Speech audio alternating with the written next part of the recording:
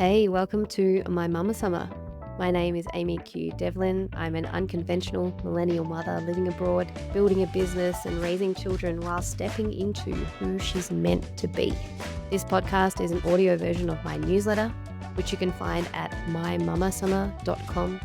The episodes are short, wholehearted reflections of my life as a mother, business owner, and everyday human committed to being the best she can be. Pop in your headphones, grab a cuppa and a cookie, and take this time to just be with me.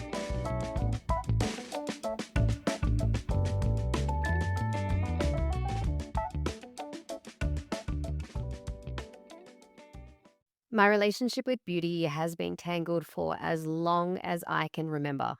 It's a paradox. It's this constant push and pull. I crave it, but at the same time, I shy away from it. And I'm so curious as to why this is such a challenge for me.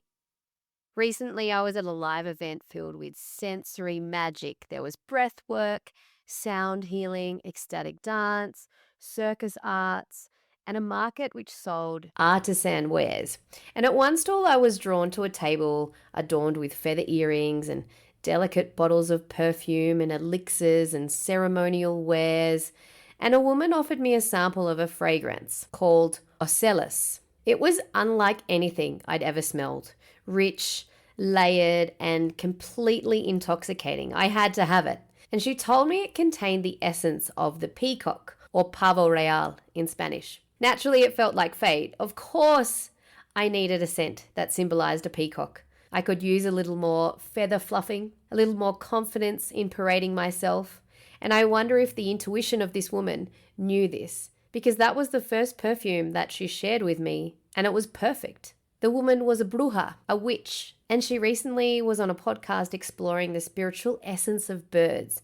What she does is channel their energy into rituals and adornments. In the written article accompanying this podcast, I'll share a link to that podcast, but note it's in Espanol, in Spanish, but the idea is just as beautiful if you don't speak the language. Her work is about bringing the essence of these birds into our lives, and it's a super fascinating topic. But beauty.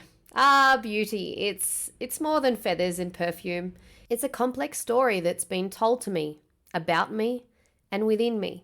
When my daughter is stopped by strangers who remark on her beauty, I feel conflicted. I want her to know she is so much more than what she looks like. But I also don't want her to reject the gift of being seen, like I have. It reminds me of my own awkward relationship with beauty growing up. My mum once had me chop my long hair into a pixie cut and dyed it red, so I'd stand out. She thought it was important for me to be different, but I wonder if it was just to keep the boys away from my blossoming self. My mum also taught me to keep my everyday look plain so that when I did dress up, it would feel special.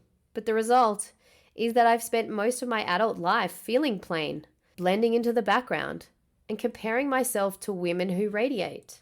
Recently, I visited a consignment store with some girlfriends, and one effortlessly found about 10 gorgeous, classy pieces that hung on her so deliciously.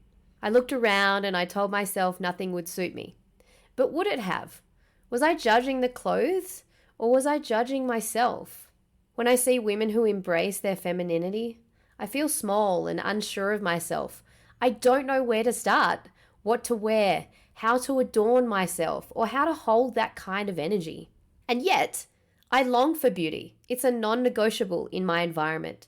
My soul feels alive in cities like San Miguel de Allende, where vibrant colors and rich textures dance around every corner. I'm enchanted by Europe's cobblestone streets and ancient architecture. But when it comes to my own appearance, my inner world feels stripped bare. Postpartum was the hardest chapter of all. I was lost in hormonal fog, wearing clothes chosen solely for boobability and not style. Nothing fit and nothing still fits as I'm 4 years into my nursing journey. I didn't and still don't feel like myself. Postpartum, I hired a stylist to help climb me out of the slump. She walked me through wardrobe edits and sourced the pieces that were missing, but I never completed the sessions. I still default to old habits, throwing on whatever is easiest. A friend shared a documentary with me recently called Why Beauty Matters, and it struck a nerve. Some people seem to effortlessly exude beauty, as though it's woven into their DNA. But for me, it feels like an uphill battle. Part of me wonders if my astrology, which is triple earth energy, keeps me grounded and practical. I don't want to prance around in fancy outfits that feel inauthentic. I want to feel good, look good, and be comfortable. Is that too much to ask?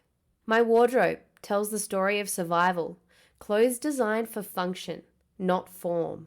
And while I don't want to feel overdressed running errands or visiting the playground, I also don't want to feel invisible. This is where I am, craving simplicity and beauty, while untangling the narrative of what it means to feel radiant. Maybe it starts with small steps, a spritz of Ocellus, a pair of feather earrings. Maybe it's about redefining beauty for myself and letting it bloom in ways that feel true. Maybe it's about finding my own style. And maybe, just maybe, it's about recognizing that beauty isn't something you find in a mirror or a wardrobe. It's a spark, a willingness to say, I'm here and I matter. I'd love to know what your relationship with beauty is. Is it easy for you, or do you struggle like I do? This is a conversation I would love to have, especially as mothers, as women, in a world that is always telling us we're not enough. How do we find out if we really are? If you enjoyed this episode and like reading as much as you do listening, I would love to welcome you as another subscriber to my newsletter. Head on over to mymamasummer.com to subscribe and let me know what you loved most about this episode. I love hearing your feedback. It's my favorite part of sharing what's on my heart. I'll see you over there. Have a beautiful day.